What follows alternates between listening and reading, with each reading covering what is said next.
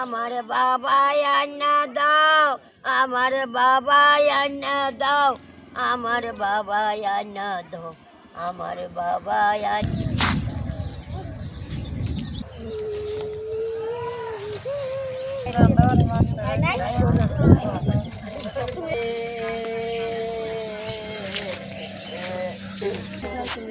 itu dua nino barik.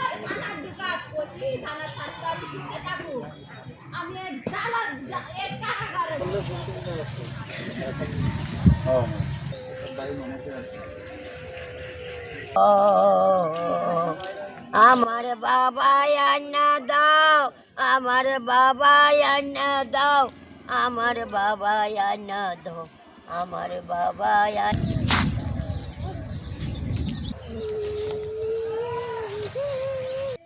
স্বামী। স্বামীর নাম কি? চন্দ্রঘণ্ট। এটা কোন জায়গা? এটা এমনি কেলানের পার্ক, তো আমি জানি না স্যার। কি হয়েছে হের?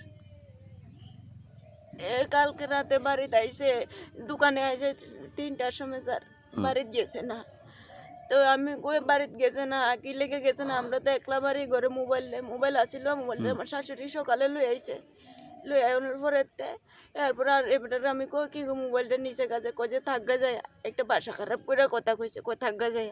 আমার আবার শাশুড়ি আবার এরপরে শাশুড়ি মোবাইল দিয়ে ফোন করে আমি ওখানে আমার লই ওখানে বাইরে যেতে, তো যাক রয়েছে সারা শরীরটা আপনি সারাদিন ভালো আছে না, তার একটা রোগ আছে মির্গি রোগ, তো রোগটার লেগে জনে 3টার সময় তো লাগছে, আমি যে তখন দিয়ে রাস্তা তুলছে না, তখন তার দিকে চাই আর এবারটা দিয়ে রাতে না বিকালবেলা, বিকালবেলা। আচ্ছা, এরপরে আর আইসে, আমি তো আর কইতাম পারি না এন আর কি হইতাছে না হইতেছে, স্যার আমার কাছে মোবাইল টোবাইল কিচ্ছু না, আমি খালি হাতে থাকি বাড়ি, ওই একলা বাড়ি, ছোট বাচ্চা আসছে, বাচ্চা 2.5 বছর। এর বয়স কত কার? আপনার স্বামীর? স্বামীর বয়স তো আমি কইতাম পারি না, 38 হইব। 38। তারপর আজকে সকাল নাগাদ দেখেছেন? আর আজকে সকালে আমি এবার রাত্রে 7:30 স্যার ঘুমাইছি না, বইয়ের হয়েছি, কেউ যায় না, শাশুড়িও কুদুর খবর লয় না, তারপর কি করবো একলা একলা। সকাল হয়েছে, ফুলারে ঘুমেতে উড়াইয়া আমি লই আয়া বলছি এদিকে, আইয়া বলছি বাবু চল, তো বাবু তো কালকে আইসে না। এরপর আমি দেখতে দেখতে আইতেছি, আমি তো জানি তার এই রোগটা আছে, দেখতে দেখতে আইতেছি, আয়া দেখে ইয়ে না স্যার,